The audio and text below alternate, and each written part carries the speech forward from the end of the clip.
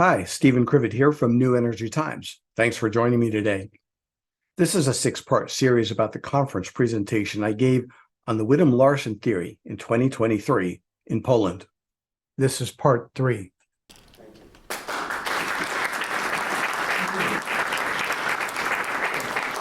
We'll start. Question.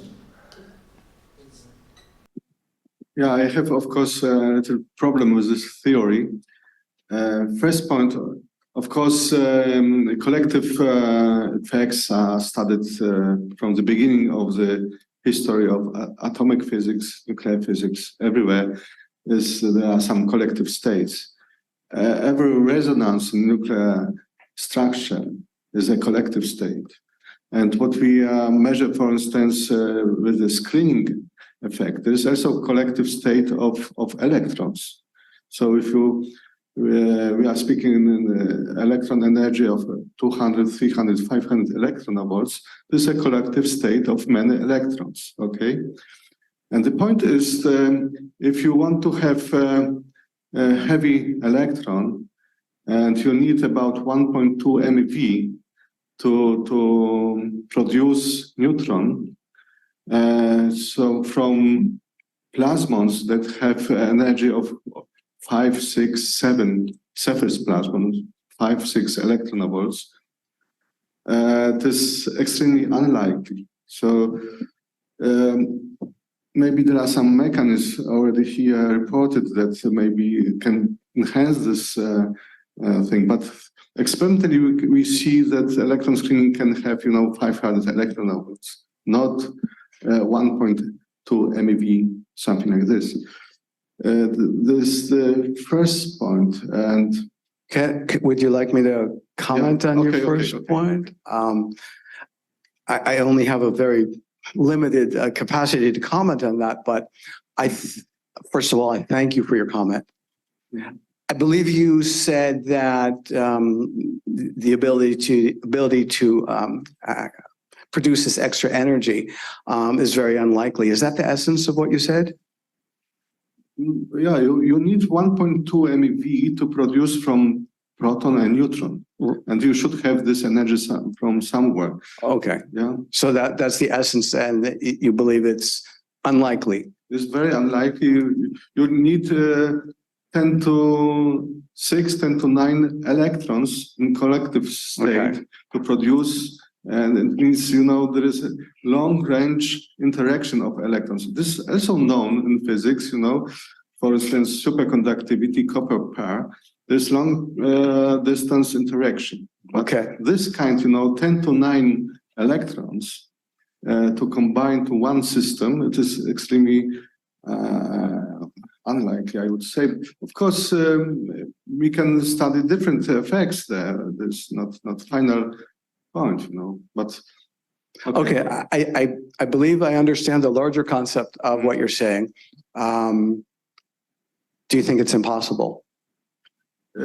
Yeah, you said as well, something can seem to be impossible, and then will come new people with new ideas, and they will find something, Okay. At this time point, it is a little bit unlikely, okay? Okay. And you had another question or comment? Yeah, the idea is, another one. So we need electrons which have large energy, more than 1 MeV.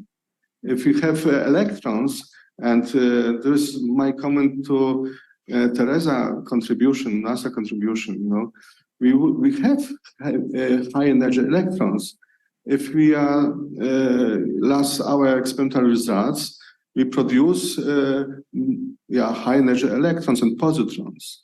Once you have electrons, this is also not so probably the effect to capture electron to the proton, but maybe there's much more probably to study this kind of, because every point after synthesis of the neutrons, it is very simple to follow, to continue. There is no problem.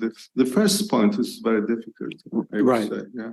Right. So maybe this kind, there's also a speculation, it's only, but once we have energetical electrons, and we have presented that there are some high energy electrons in DG reactions at least, then you have probably not so large problem to produce also neutrons. Okay, this is also speculation. Okay, this is.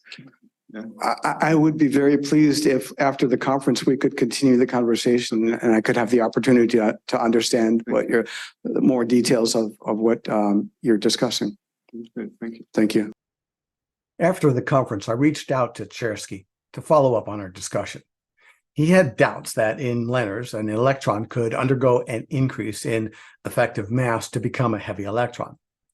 I spoke with Widom about this. He directed me to equation number 5 in the first Widom-Larsen paper. It shows the calculation to increase the effective mass of a normal electron to produce a heavy electron. The concept is called mass renormalization or effective mass enhancement. Widom reminded me that this is not his and Larsen's original idea. It's an old idea that was first described by physicists Lev Landau, Lev Pitevsky, Vladimir Berestetsky, and Evgeny Lifshitz. Widom emphasized to me what Larsen had told me years ago. The fundamental novelty of their theory is that it links together several different concepts from well-known classical physics.